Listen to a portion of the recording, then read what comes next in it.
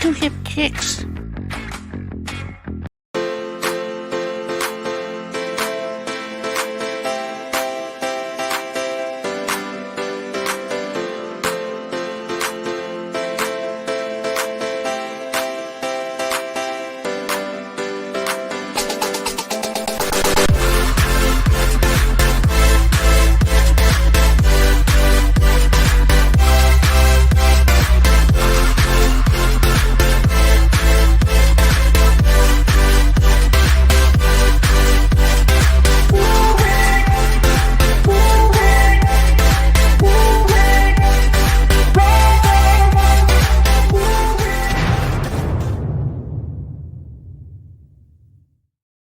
Boom. Boom. Hey, guys. Hey, everybody. Welcome to Finding Your Music Mojo. I'm TC from TKRVideoCentral, and she is...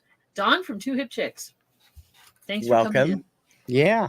It's going to Larry? be an interesting show today. Yeah, it should be fun. It should be fun. Welcome to Larry. I think he's on my side of the chat. And thanks for the cookies. That's all I can say. Thank you. Thank you for the cookies.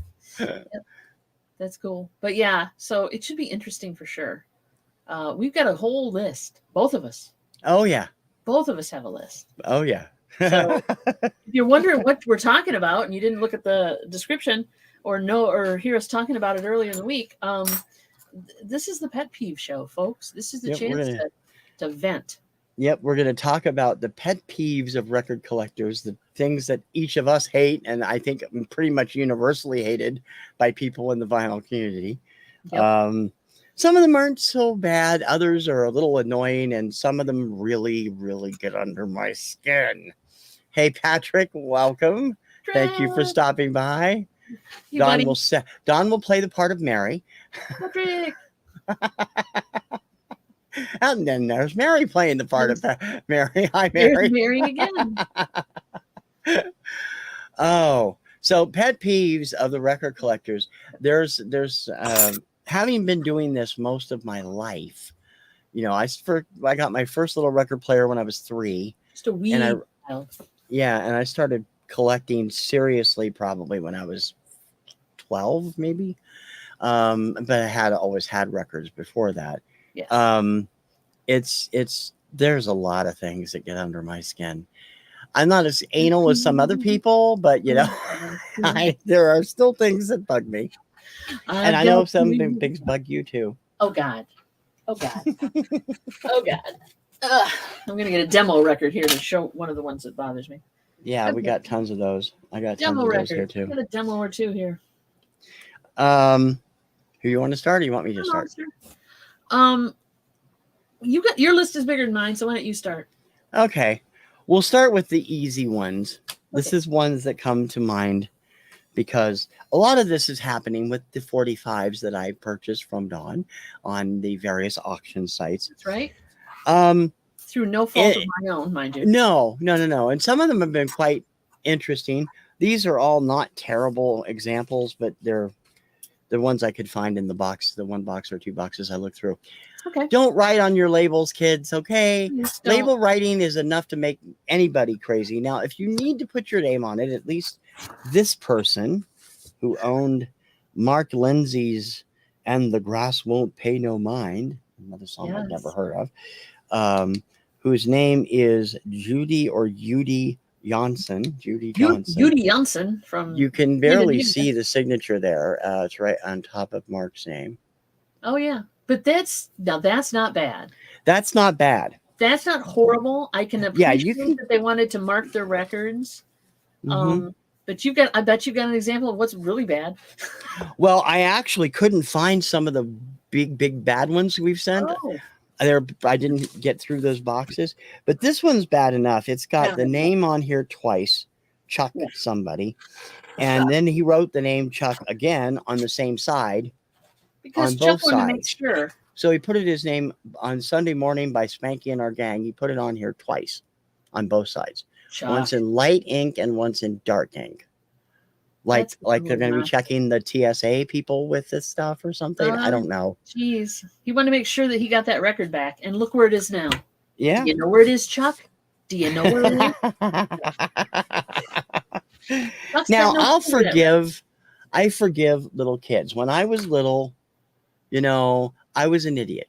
I went out. This is my copy of. I'm going to use this as an example for several things. Okay. My copy of White Plains, My Baby Loves Lovin'. We just lost the lead singer a couple of weeks ago. As you can see, I wrote on the cover. I mangled the list of the songs on the back. I checkmarked everything. I was a bad boy. I was also 7 when this came out. Well, yeah. So I forgive kids that do that. I also forgive radio stations because they need to do it, because they need to mark it up for whatever playlist they're using or particular song. But yeah, people who normally, if you need to do this, and Don also had a perfect example of how a good way to do this is. I picked this up from the Whatnot sale a few weeks ago. This person, or possibly station, puts stickers on the sleeve with the information they wanted on there. Yeah. Yeah. That is fine. You can replace the sleeve if you need to. Yep. But I mean, this I actually like, and I actually want to do that with the plastic sleeves when I get them all in with all the chart information on it, if I ever get around to doing it, because that'll take me freaking ever. But that's a great way to do it. You don't have to, and that way they're not going to know it's your record if they don't know it's your sleeve. But still, it's better than marking up your record like, some of the ones we've seen. Yeah. And I couldn't find a couple of the really bad ones. Yeah, we've seen some like full on Sharpie black marker written or red marker written all around it, and you're Chuck underwear. Well, Chuck's because you got to mark the underwear so you can find it. That's my underwear. Don't touch it. Momster has a good point, and little kids, like I said, I will let them know. I will give them a pass. For doing it, and radio stations. But once you hit about 12 or 14, you're a teenager. You know better than that. Don't do that. Don't do that. Not a good thing. True. I agree. 100%. 100%. Yeah. And we've seen some doozies. Let me tell you, people who would put tape on the label and tape. Now I understand. I think I've got one here. Yeah, right here. I'll give you the. Remember the old record cases that came with those numbers, so you could index them, and then they had a divider, and you could write on the divider or on the main menu page. Like that one? Yeah, exactly. Talk about, that's one of mine too. There you go. So those aren't too bad though. But people then got to the point where they started putting their address labels on them. Like full on. I've seen that too. Becky and Sven Johnson. This address, this phone number. Yeah. Why? And then they tape over them too. They'd like put something on there and they tape. And then we'll go on to other atrocities. They could have been moving or something, I suppose, but that's still way out there. Crazy, man. Crazy. And we're talking, when you talk address stickers, make it clear. You're talking those old ones you used to get every year at Christmas that you'd lick and stick. Stick them on. Not the self-stick ones, which would be even worse. At least you can kind of, if the glue is dry, after a few years, those are going to fall off anyway. So, I can understand what you Jeffrey. mean. Jeffrey, baseball commissioner's here. Welcome. Way to go, Sven. I know. Poor Sven. Sven Johansson. Okay, my number one. This is my number one. I mean, we've all got number ones, but this one is my number one. Those, and we just talked about it before we went on, those absolutely god-awful, stupid metal 45. Oh, yeah. I hate those. Adapters. They're out there, and they're everywhere. They came from different companies. These were designed, and this is Barbie Sings, so bear with me. They were designed to be removable. Because I've seen ones that actually have instructions on placement. You don't have to put it in if you're going to be worried about getting it out. Don't put it in unless you're willing to bend your record. Now, that's great, right? That went in so easy. Getting it out's the bitch. Okay, getting it out. They applied for a patent, and I hope to God they didn't get it, because this other company also has the same one. It's a different company. But yeah, you can break your record so easy with these things. This is the way to go if you don't have something like this. Okay? Yeah. This, product placement. But there you go. Do not if you have 45s, do not use these, please, God. Getting them out of records that I pick up, getting them out is the pain in the butt. It's the most trying, horrible. I've gotten good at it now, but man, you can break a record so easy. Don will put a link up to the video where she's taking one of those out, because it is unnerving. I was sitting there going like, oh God, she's going to break the record. It ain't pretty. Yeah, I did do that. Yeah, that was pretty. And you managed to get it out. I don't know how. Oh, it was strenuous. It was, and of course, Patrick has words to live by here. Don't pull it in. Don't pull on it. Exactly. Slide it gradually out with as little friction as humanly possible, and don't bend it. Don't bend it. Thank you. Oh God. So that was mine. Yeah, that's I hate getting those. And I mean, most people, when I was a kid, had the stereos with the long spindle, and they had the longer 45 adapter you could put on it and stack 45s and let them drop. I never did that. Even when I was doing 45s, I would just slip down the one single I wanted to play because it just bugged me. I don't do the whole drop and play, but even when I was a kid, I knew better than that. But the plastic yellow spiders, you can still buy those. They're everywhere. Every record store I've ever been in has packages of them. They have them in colors too. You can buy all sorts of colors. And you can get these relatively cheap too. Now this is, of course, I've modified this one to say 2 hip chicks on it, but basically it just slips over your little spindle and you plop your records down, you take them off.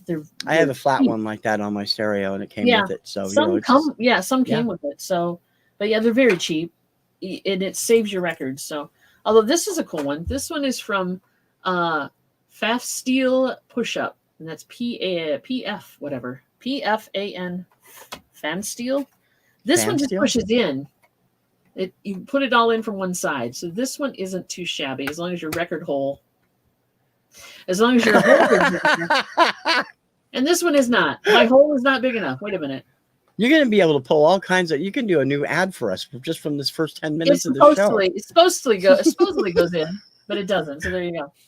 That was anyway. Go ahead. My hole is not big enough. Take that to the bank, kids. All right. Next. Next thing, as you were talking about a minute ago, and this is something that bothers me, is I don't mind the collectors that did this. These little, you sold enough of those old 45 cases. They used to come with these little stickers with numbers on them and a little guide. Those are okay if you're not seriously going to sell it someday. That's fine. It doesn't really get in the way, unless some people have this habit of sticking it right over the timing or the number, make it harder to file. But lately, and particularly, I wish I could have grabbed it. I was going to grab a screenshot and I couldn't find the right video. Our friend Ben over at Oddity Archive went shopping recently, thrifting, and was looking through some singles. Yeah.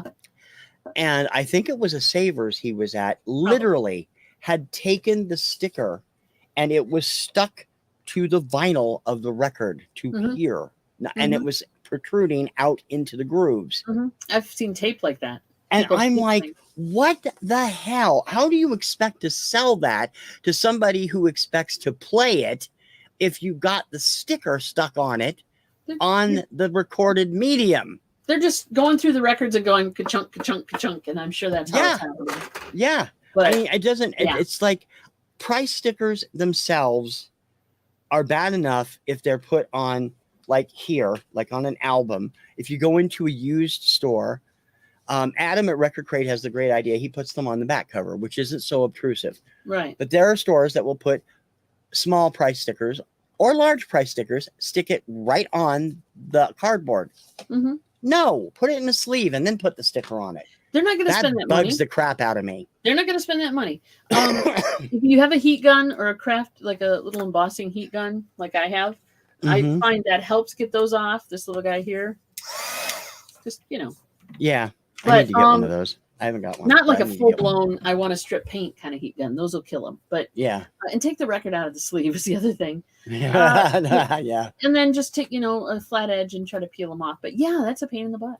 And I mean, it's just a pain. I mean, some people put stickers of all types, but like these type of stickers on the record itself Yeah. to put for their names and stuff. And that bugs me. That's why I always say use the sleeves. That's right. That's why I don't bother taking anything off of the stuff I sell, because I don't want to damage it. Yeah. Right? It came to be in that condition. Some I of them didn't come do it. damaged already from somebody doing that, like Yeah. where Labels where were you peeled had the off. one record where the somebody had peeled off the top of a sticker or something, and it took off the top of the label. Yep. So Doesn't I don't mean it even wasn't bother playable. It certainly was, but you know. But yeah, it's still cosmetically it was off.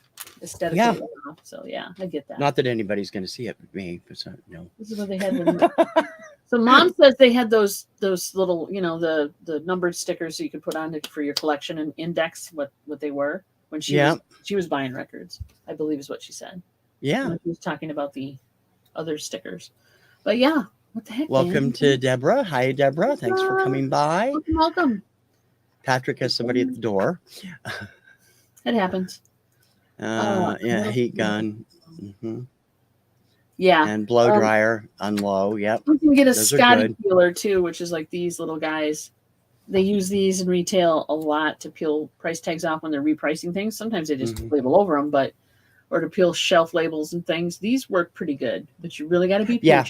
We used those at Coconuts, and of course we had they were coming off the plastic, so it wasn't so bad when we would price sales and take sales stickers off and stuff. But you got to be, you can't just kind of go whoop. You really have to work it slowly, and then you got to worry about the residue that might be left. But yeah, part of the that's what Goo Gone is for, supposedly.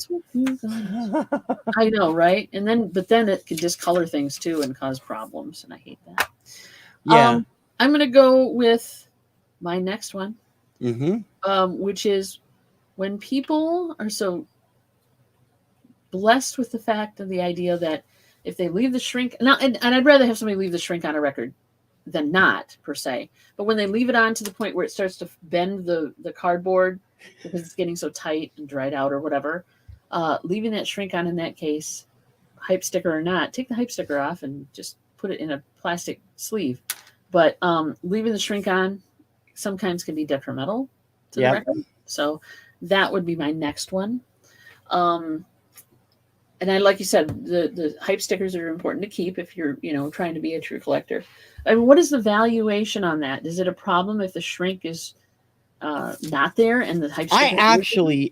I've never kept shrink until I started in the vinyl community, and even now I don't do it every time because I just don't like it. I think it makes it look terrible, and I only do it if I have a hype sticker on it, and only until I have time to take it off. And then I will take the shrink off and put the hype sticker in the sleeve that I have, because I use these nice clear sleeves from, and I've forgotten the name of the place, but I get them from the place in Canada that has the coolest record collecting sleeve stuff. Yeah. And I just love them, and they're thick and they can see everything through it. And that would be fine. I just slip the hype sticker in so you can see it. Yeah, that's what I do too, for sure. But you can even come across sealed albums that are getting kind of broken down by that problem. Too. Yeah. And in that case, I'm always torn. It's like, do I want to open this, or do I take and save it? Save the cardboard, or do I want to? But yeah, a record isn't worth anything if it's not opened. That's what I think. Yeah, true. But people like people who buy things just to hoard them for no play and hope that they increase in value. I don't like those. I don't do that. But some people want a sealed record, right? So that's the thing. Yeah, but if they want, they can go to eBay. I'm not going to be selling you a sealed record. I'm not going to buy a record for my personal consumption and not open it. Yeah. I'm not. Unless I've got 3 copies of it and I don't need to open the 3rd copy or whatever. But yeah. Yeah. She was. Oh, you were talking. Mom was talking about the metal inserts. Yes, that paint. Oh Lord, I'm wondering how many records got busted just trying to put those little bastards in and out. Let's see what else. iPad opening tool. Yeah. Coconuts in our mall. Oh really? Yeah. That's a record. Okay, cool. Cool. We take off our shrink. Hey, yeah. Welcome, Julie. And yeah, that's so true. That's the other thing. That doesn't do well at all. Vinyl Storage Solutions. That's the name of the company I use. I knew I'd think of it. Knew it would come to me. It'll come to you. It'll come. it always does pop in 20 seconds Yeah, too in late. some environmental conditions, you have to. If you've got, like, Phoenix is dusty. You've got conditions where maybe you're storing them in a. We'll talk about that later. I was going to say in more wet conditions, but we'll talk about that. Yeah. All right, your turn. This next one is real quickie, and we've talked about this. I could not find one of the examples. I do have a couple that I've purchased in the 45 lots that we both said, oh my God, people who take time. We'll use this one again because it has the cool little artwork for Ode Records. I have seen people who have taken the record labels like this, 45s, and just doodled on them. They've filled in the little, like here, they would have filled in the Ode label or the Mercury on this one, just to do it. And I'm like, you're not freaking Picasso. Stop doodling on the record. This is just like defacing it with writing your name on it. It's worse, actually.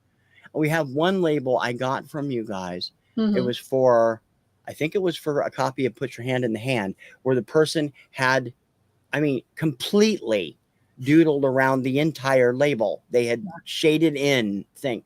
I'm like, why would you do that? And it wasn't a radio station copy, so I can't give them I can't give them a break. But that was just like, that's just being ignorant and lazy. Yeah, I don't know. You're crazy. I was just like, what the hell? So I don't know why people would do that. It just doesn't make any sense. I would think that would be a young person doing that, or a kid doing that. A teenager, distracted teenager, something. Maybe. I don't know. Oh, Times Joe Red Deborah said the worst is finding a great record, but it's dry and brittle. Depends. You know that you've dealt with shellacs that are like that. Yeah, the older ones. Some, or they're just, or you find this great record and it's got a skip in it, or a crack in it, or drunk doodling. Yeah, there we go. Drunk doodling. Yeah, weird song to drunk doodle on though when you think about it. But yeah, it's a shame. It's just your heart breaks. Your heart breaks at that point. You're like, damn it, for sure. We'll do another one because your list is longer than mine. Okay. Let's talk about people who buy records just to consume the record. They're a fan of the song. The record comes with a very nice picture sleeve. Now, is this where we're going? Yes. We're going there now, are we? Okay. Yeah, I'm going to skip that one. It's shorter. This is my fault. I blame myself. No, I'm really glad you sent this to me. Brooke Benton is a marvelous performer. Yes. One of the best singers of all time. This record is in pristine shape. The Ties That Bind and Hither and Thither and Yon was the single. And as you can see, it is in tip-top shape. Great record. And he is an incredible singer. And this came out in 1960. The person bought a picture sleeve edition, but apparently they were too lazy and couldn't take it out of the sleeve to read it, and they wanted to read it through the sleeve, so they did this. And I'm like, what kind of monster does this to a picture sleeve? Oh my God. I saw that and I wrote to Dawn almost immediately because this was in one of the mystery boxes I bought. And I'm like, blood pressure shot up like, I was like, what kind of monster does this just so they can read the label? And you can't even read it. They didn't cut it. You know what I think that was, buddy? I think they had it on a spool or something that they had all the other 45s on and they couldn't. It could be, but there's no damage to the rest of the sleeve. It would be bent in if they had unless they had just a pole, a spool. I've seen those too. I suppose, but my God, really? I mean, this record probably would have been worth, 4 times as much with an intact picture sleeve if I was going to sell it, which I'm not. But still, I find this hilarious and horrifying at the same time. Hilarious because I don't know what was going through their head. And horrifying because what kind of monster does this to a picture sleeve? Maybe they didn't like his face. I don't know. And what's really ripped it out, What's really funny, this same shot, the way it's supposed to be, is the picture sleeve for every Brooke Benton single released on this label. All they did was change the top banner. Yeah. So right. I'm like, what in the world were you thinking of? Picture sleeves are an additional fun thing for collectors like me who are into 45s, big into 45s. I have tons of them, and I love the variety of them. But I can't. Even when I was 5 or 6 years old, I would have never thought to do this. I'm sorry. No. I agree. That is an atrocity. That is a crime against humanity. It is horrible. It is terrible. Deborah's saying, my Queen and Rush records all have doodling. Yeah, teenage. Yeah, that's understandable. That's understandable, though. I love Sean Cassidy on my first record. Aww. I hope it was a Sean Cassidy record. Yeah, really. Because otherwise it would make no sense at all. But I'm Ching. Mary knows. Yeah, Mary understands. Mary. She also loves Sean Cassidy. So there you go. Sean Cassidy's awesome. Okay. As a picker, as a thrifter, as a person who sells records, as a person who buys records for personal consumption, I will go to garage sales, estate sales, and thrift stores, and I will find records. Right? That's cool. Yeah. That's fun. No problem. What bothers me is people who have kept their records in the basement or the garage or the well pit. I don't know where these things have been stored, but they're very, very... Or a crypt. Or a crypt. Yes. Or no. Third level of hell, whatever it is. No, that would be drier. That would be drier than the places these are kept. There is so much. First of all, when you start leafing through them, the smell hits you that there's mildew, and there's cardboard collects mildew. They've got plastic, but the moisture gets under the plastic between that and the cardboard, and it will just cause mildew. Absolutely. But then I found some that were so bad that you pull the vinyl out and it's got mildew on it. Now there's no saving that. And there's some. Yeah, there is, but you got to do it right. Yeah. But it ain't easy, kid. Scrubbing bubbles. Yeah, scrubbing bubbles. And still sometimes that residue will hang on. Until you kill the mildew, the body remains, as they say. But it just breaks my little heart because, sometimes you can find some decent stuff or something you want, maybe not tons of money, but something you really would enjoy having in your collection or listening to. And you can't. Yeah. You can't. And on a second note to that is people who store them badly. That's my first pet peeve. My second is people who think any record, no matter what condition it's in, is worth money. Yeah. Lots of money. We'll get to that. Lots of money. I got complaints on that too. Good. You can go segue. Go ahead. Segue. I do not understand lately the big push. I mean, I do because records sales of vinyl in the last 2 years has skyrocketed. Prices are also skyrocketing for both new and used. Yes. And a lot of times stores, record stores, antique stores, thrift stores, as well as some not so trustworthy resellers, unlike Dawn and Mary, and Patrick and everybody I've had dealings with. Thank you.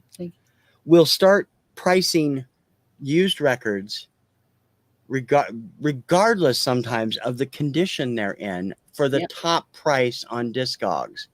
So or eBay or whatever, or eBay or whatever. Like, again, going back to this album, I think it's worth like 15 if it's in pristine shape because not all the album covers had the title My Baby Loves Lovin' on it. Some of them were just white plains. And I've seen this actually advertised in places for as much as $60. And I'm sorry, if I were one of those sellers and I was to put this album scratched up, disgusting album, dirty, scratchy. I got this, as I said, when I was 7. And I tried to charge $60 or $70 for this. I'm just I should be shocked. It's just that simple. I'm cringing you pulling that out. What? That the condition of, oh my God. Yeah.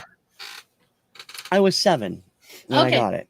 But I have it on CD now too. That doesn't mean you can't reissue. Fix it, like clean it and put a sleeve inside and maybe. Oh, I know. I haven't gotten to all those yet. I still have dozens to do. Okay. Yeah, I mean, you'll go into, I mean, Melinda Murphy, who is one of the top VC people, she's out of Kentucky. She has also brought this to the forefront lately by pointing out that some antique stores are really overcharging for a lot of these records. Yeah. You'll go in and find something priced at $25 that should be $8 or $10, or so on and so forth. And I mean, Katie's had issues with this too a number of times. She's talked about it to me, where she's paid top-notch price, but she's still willing to pay for less than good condition because they're so hard to get. Yeah, yeah. And then she gets it and she can't play it much because it's full of pops and cracks and craps and pops and cracks. I can say cracks. No. And I mean, that's just wrong. You guys, the one thing I have always said about you, Dawn, and I've said this from the very beginning, you have excellent standards when it comes to grading. You grade so perfectly along that gold mine level grading scale that if you say it's VG plus, I know I can depend. It's only going to have a pop or a click once or twice, and that's it. If you say it's G plus, then I know there's a few pops and clicks, but it's still listenable. There's no question about people doing it the right way, but there are more and more people, and stores should know better, doing this with the ridiculous prices. Like some stuff I would have never thought would have gone for more than, $5 or $6 a few years ago are going for $40 and $50. If that's the case, it better be in damn good shape. Oh yeah. And many times it's not. And I think a lot of it, they see it. It's if the sleeve's in good shape and maybe the inner sleeve is in good shape, the record condition, they don't really think about it. I mean, they may look and say, okay, it's clean, but they're not necessarily listening to it per se. And that's a weakness and a strength for us. Yeah. Because it takes longer to do that. But in the end, my customers and the people who buy stuff from me know that, it's not going to skip, because that's not something you can tell by just looking at a record. If you're that good, let me know. I mean, I could find you records that were pristine, but they skipped from the factory, right? Yeah. They had flaws in them, but you couldn't see it. You had to listen to the records. So, I guess they're just going, hey, this one's good. This is going up for this much on such and such site. They're doing it. I mean, there's so many good sellers out there on the internet, on YouTube, that are very reputable, and we've talked about them in that guide that we did a couple of times ago. Yeah. And if you guys didn't download it, it's in the show notes for that show, but I have a printed PDF with links to these various stores that are very dependable, very trustworthy, and price reasonably, and they know what they're doing with that stuff. And I'm very wary of sellers I don't know without doing thorough investigation. I have to make an exception sometimes with the radio transcriptions, because those should come in great shape anyway if they've only been played once or twice usually. Right. But I'm still very careful with it. And you have to be in this day and age, because with the prices going up, where the price of a brand new album right now averages $25 to $30, depending on if it has exclusivity to Walmart or Target or whatever, or colored vinyl that's exclusive or something. The price might go up a little bit, but I mean, you're going to be paying for that. Make sure that when you're doing used stuff, check it. If you are at a store that doesn't let you check it, I wouldn't do that store. Yeah. Because in all honesty, if they're not letting you check it, and I've read a few people in the vinyl community that got attitude from owners of mom and pop places when they were checking the condition of the vinyl. I'm sorry, that's my key to say bye-bye, won't be doing business here. Yeah, if they don't give you a way to sample it, then I wouldn't buy it. If they'll play it, that's fine. I don't have to look at it if they'll play it. But how do I know they're playing the copy I have and not a copy they have behind the counter? If it's a common album, like say a Led Zeppelin or a Stand Cheap Over Trick them, or something, Yeah. Stand over them. Patrick said comics are the same way. People have a tendency to apply too much value, and he says he'd rather sell anything. He does not sell anything over an 8.5, which is part of the grading system. Rather undershoot myself and let a customer be happy. Yeah, exactly. I grade hard. And I can vouch for Patrick too. I've purchased a number of comics from him over the years, and He is top notch and gets it to me in great shape every time. I would suggest, because like I deal in the world of a lot of resellers, so people are bringing vinyl all the time to different shows and different sales, and they've got Whatnot now and all that. I would suggest buying one thing from that person, like one record that you really, really want, and when you get it, evaluate it, and at that point, you know if you ever want to buy from that person again.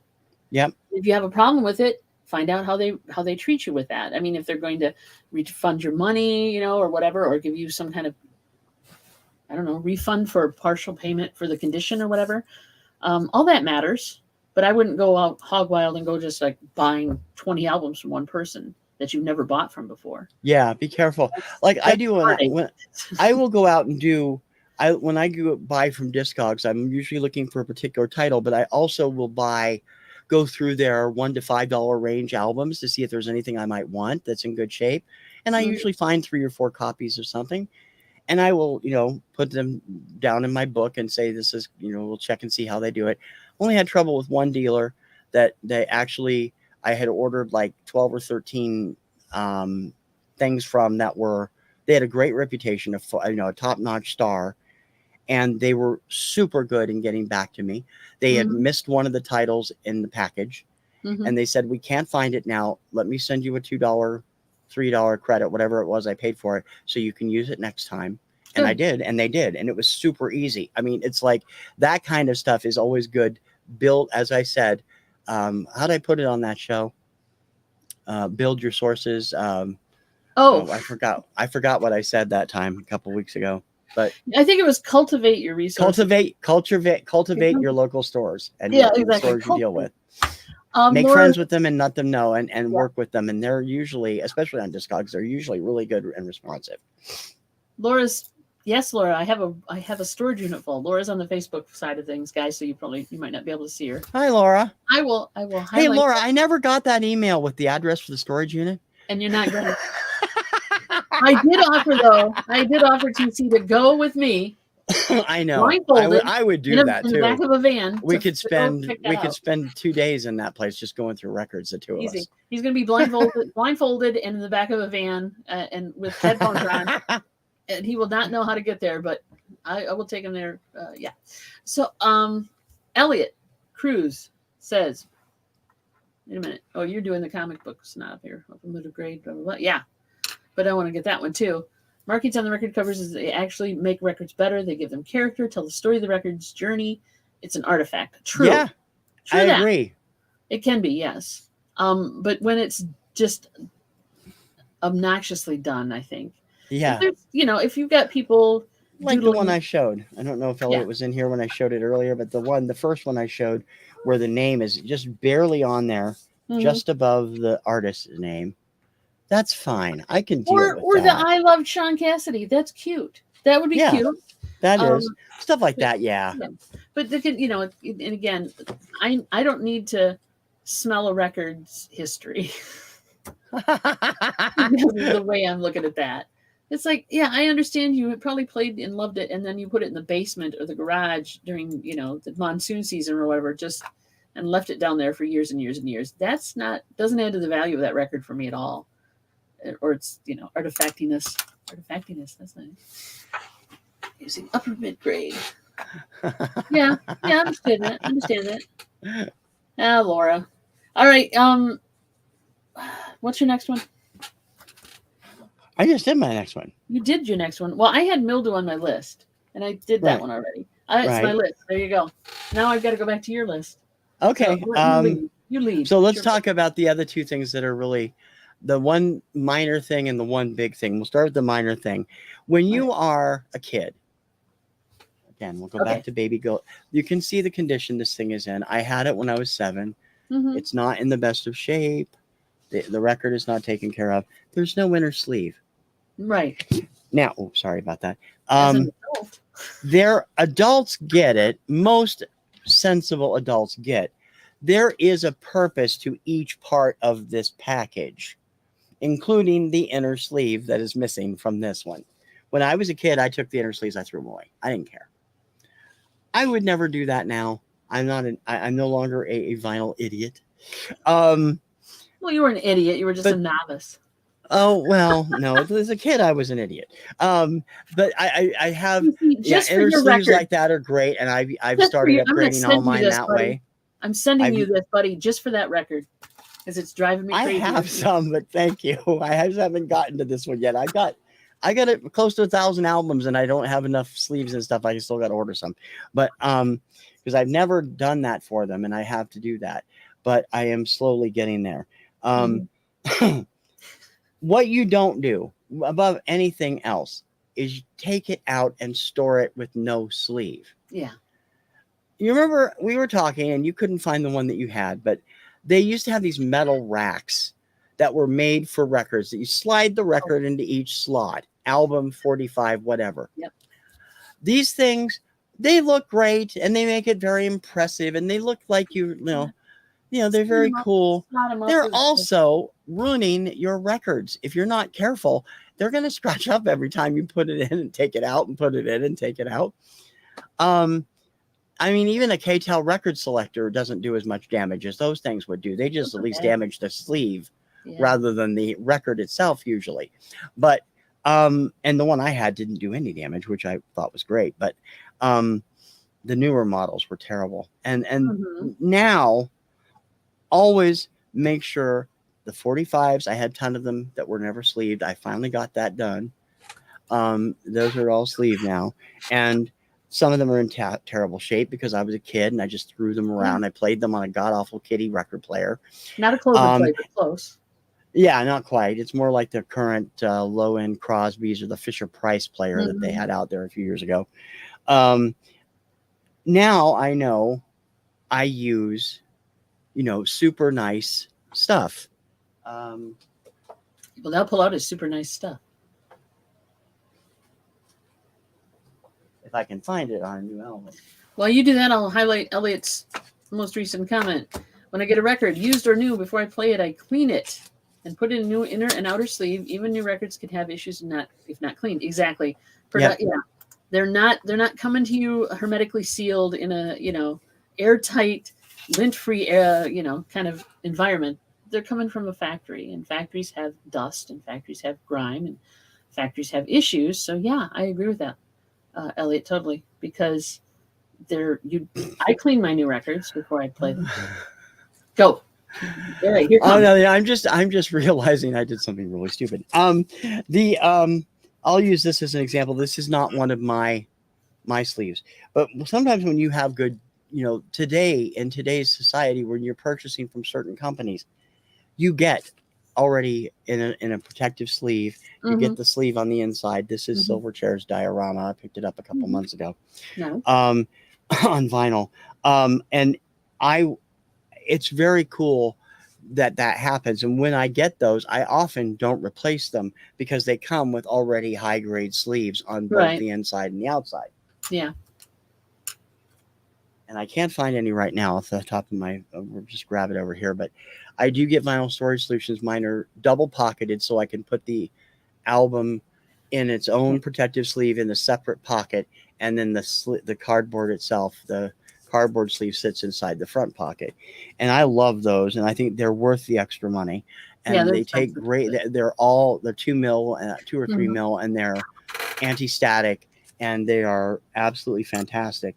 And, if I didn't have this sleeve that came from, this is a vinyl, not Vinyl Me Please, Music on Vinyl reissue. They send all of their stuff out with these. So, you've got the stickable flap at the top, which is the one thing I don't like. I have the foldable ones. I don't like the sticky ones. Tried the stickable ones. They're not my favorite. But they do have, they have great inner sleeves. They're all on 180 gram vinyl, always well taken care of. This is how everybody should be taking care of them. So if you haven't done so and you still love music, invest a little bit at a time, if you have to, like me, to take care and get your records re-sleeved. Even crappy ones like this one deserve a new home eventually. Because the shrink wrap on that record is not there to protect the sleeve from everyday wear and tear and use. It is there to protect the record from coming out of the sleeve, and it is there to protect the marketability of it. But that's it. Yeah. Once you put it in your house, you really should put it in a secondary sleeve, even if you keep the shrink wrap on it. TC Larry's asking, do you have a sonic cleaner? And if so, what brand? I do not at this point. I have not been able to afford one. I have been saving up for one of the cool ones with a vacuum. So I had one for like 5 minutes. I loved it. yeah, I would love to have Nice one of moment. those. I have seen the hummingbird. I think that's what it's called, hummingguru. Several Okay. people have used it. They said some of them really love it, and a couple of people have said it's not that great. And at $400 a pop, they're a little bit expensive. So Yeah. I do not have a sonic cleaner. What I have for myself and my own is the vinyl style, which is similar to the spin clean. Yeah. And just a lot easier to do. And right now, for what I'm doing, it's fine because most of the stuff has been cleaned at some point in the last 2 years. Some of the newer stuff I still need to do, but yeah, I mean, sonic cleaners, if you can get one and they're good prices, they're recommended. Hummingguru has been getting some good reviews, although they do occasionally have connector problems. I know Frank at Channel 33 had to actually get a replacement for one of the parts, and they actually told him how to fix it, and they gave him the instructions on how to fix it. And it's worked fine since then. But some other people don't like it, and some do. And like I said, I'd like to get one of those cool vacuum ones that are really neat. I love those. Are you looking for one, Larry? Is that what, or what do you use, Larry? That's my question, because I like finding out what everybody's using as well. Consistent process. Yeah, exactly. That's what counts. In my opinion, the U.S. cleaners aren't better than a normal RCM or doing it totally by hand. It's all about having a good, consistent process. Yeah, we do most of ours by hand. I have a dishwasher that I use on the LPs, like this older style, with a solution, and I use that. But on the 45s, I usually do it with a microfiber cloth and some solution just to clean them off. And they come in different conditions. The ones we get, they're all over the board. But yeah, it's if you can't afford a cleaner, you don't necessarily need a cleaner. You can still enjoy vinyl and keep your records in good condition just with a soft, lint-free cloth and some cleaning solution. It's not that expensive. And because cleaning solution can be purchased separately. Practically every record store has it, and you can get it through mail order also. And you can get whatever you like. Like we get the stuff that used to be equivalent to the dishwasher, the D3 stuff. And there's even formulas online you can make your own. Yeah, there are, and it's super easy. I know when I buy used, especially with stores that I use all the time, I always, if I say, hey, can you clean it beforehand, they will put it through the thing and make sure it gets cleaned beforehand, and that's always cool. It helps out a lot. Oh, Larry's saying he wants to buy one. You just clicked on it, and I did the same thing. I want to buy one before the end of the year. I have a few $100 plus records that have skips. Ouch. Yeah, that stinks. There are ways. There's ways to repair them too, but it depends on how bad the skip is. Larry, if you haven't seen it, go check out Channel 33 RPM on YouTube and look up Hummingguru. Frank has had some really good things to say about his, and they helped him fix his when it winked out on him. Robert Fithen just posted one too, also this week, and I haven't had a chance to watch it yet, so I don't know what he thought of it.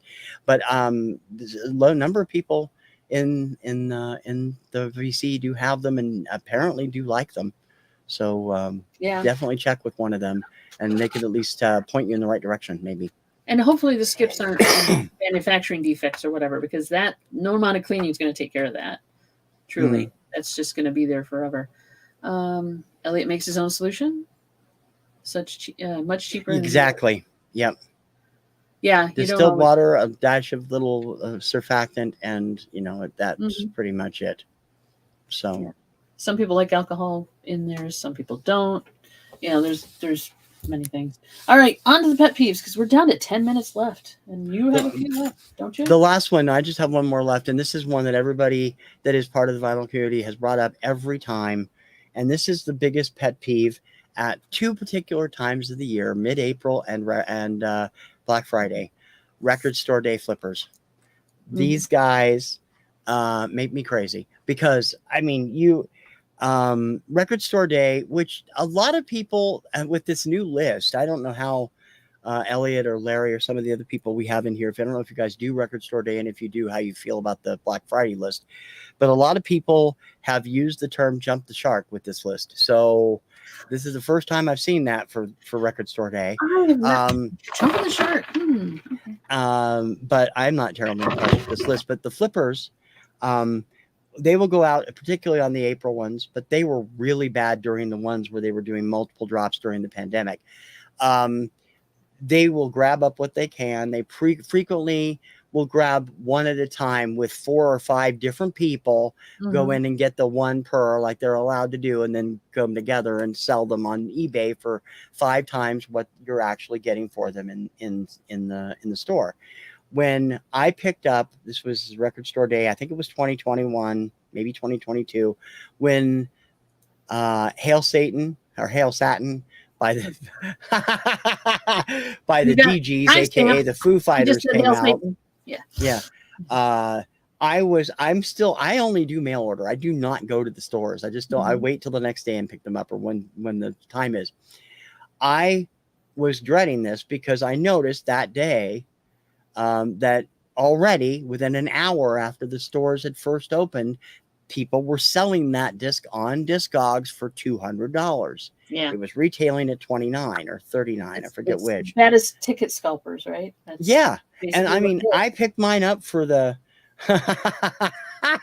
I picked mine up for the actual price, and I got it either when it was days later that day or the following morning. Yeah, dark side. Don't tell Kim.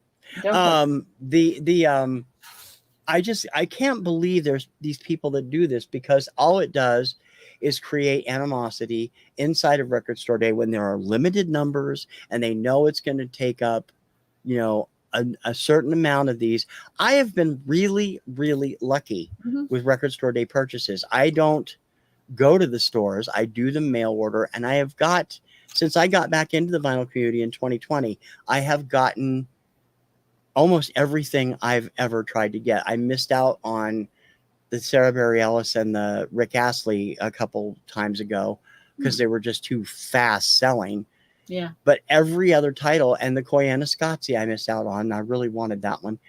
Everything else I've been able to pick up. I might have to wait a couple of days and see if Rough Trade has it, or, one of the other retailers that I like. And usually I can pick it up even 2 or 3 days later when it's sold out in some of the stores, and I'll still get it for the regular price. So it's worth it to be patient.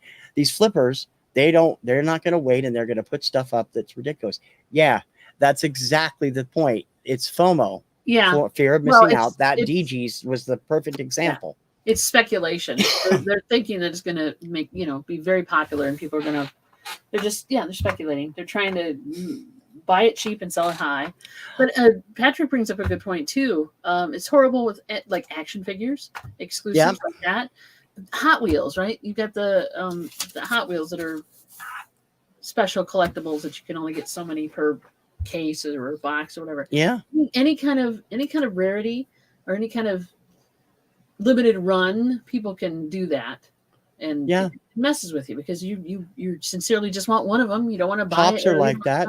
They do limited runs of Pops, and they grow up and grow in price when you try to find older ones. And it's just like the Beanie Baby market was for the longest time until it went belly up, in 2002 or whenever that was, and everything just bottomed out. On that one, so on some that also they're buying all these records out, right? I think that a lot of them show up on Whatnot during really cheap record sales because they thought they had something that was going to be hot and worth money, and then it turns out that they have to sell it for $10 a record or whatever. If you ever come across the Koyaanisqatsi that way, let me know. I'm still trying to find it for less than $175. The thing that, and this is also what Elliot says, they also usually know what titles to buy. You notice nobody touched the Sean Cassidy Wasp album. Nobody touched the Peppa Pig album. Well, they might have, but they didn't touch it. But not for flippers. The flippers didn't. Yeah. And I understand that about, like I said, Pops are that way. Some of the wrestling figures are that way too. You get inflated prices on all of those right away. So it's definitely crazy. Nuts. Well, that's my main list. I probably could think of 2 or 3 others if I had time, but those are the ones I wrote down the other day. I just think that there's always little things about being a collector, whether it's music or everything. Like Patrick said, it could be comics, it could be figures that are going to drive the collectors crazy. And this is our list of them, darn it. This is our list, yes. Yeah. So if you guys think of any more, please leave them in the comments, because we would love to hear your pet peeves as far as vinyl collecting or any kind of collecting. I guess it would work under any, like I said, any subject at that point. So we're doing Whatnot on Tuesday. Just thought I'd bring that up again. Wait for it. Wait for it. Here it comes.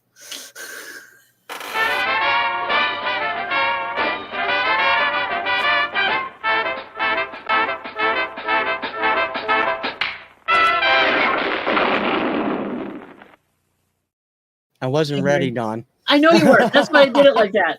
I just dropped, doing Whatnot. And we were signing off anyway, right? We got 3 minutes or so. Just about, Just throw it out there. If you missed last week's show, it's because it didn't happen. I wanted to apologize to people. We had issues with the computer and issues with Whatnot, and it just didn't work. So we'll be back Tuesday on Whatnot. Please show up. That would be fun. Every time TC plays that thing, I get a giggle out of it.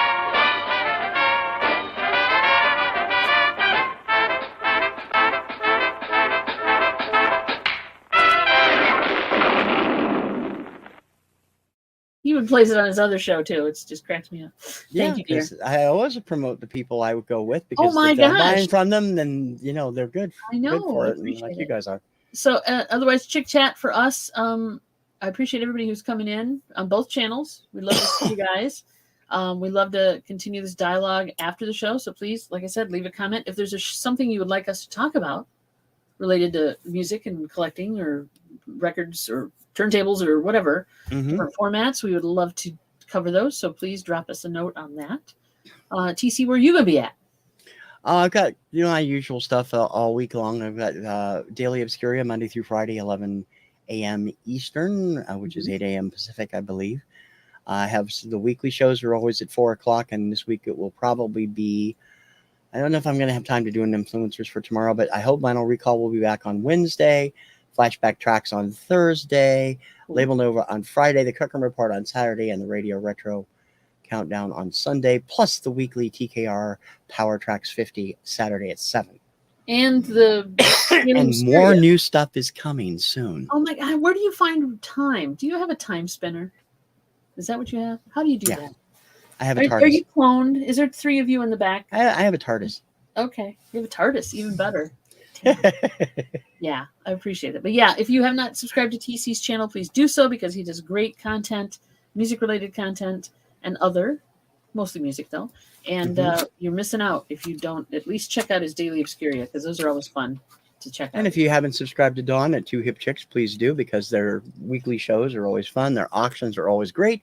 And they appear at other places like Johnny's Cajun Roots Reseller on Wednesday, and Deals of the Dawns every other Friday. That's right. On Dawn's Southern Finds. And of course, there's that, I'm not going to run it again, that ubiquitous Whatnot on Tuesdays at 7. Yeah, that's cool. And we do sell music on those other venues as well. So thank you guys. This is cool. Yeah, we appreciate everybody coming by. I hope everybody enjoyed the discussion. We enjoyed talking to you about it. So thank everybody for coming by. I want to hear other people's ideas too, for sure. So please. Yes, definitely. If you got your pet peeves, leave them for us, because we'll discuss them eventually. Or a topic you want to discuss too. We'd love to hear that as well. Yeah. Thank you so much. Thank you for coming by for Finding New Music Mojo. I'm TC from TKR Video Central. And I'm Dawn from Two Hip Chicks.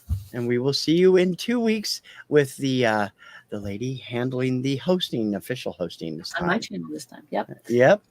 Topic to be released at another time.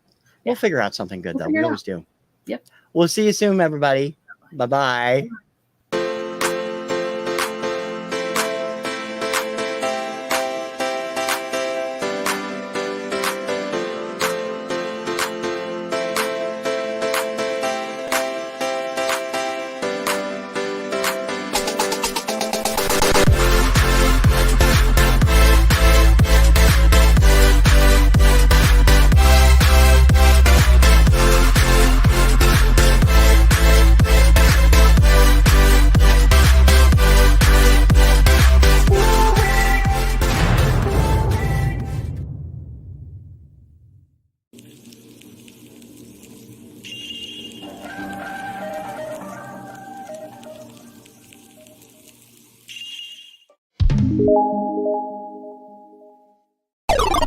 Bye.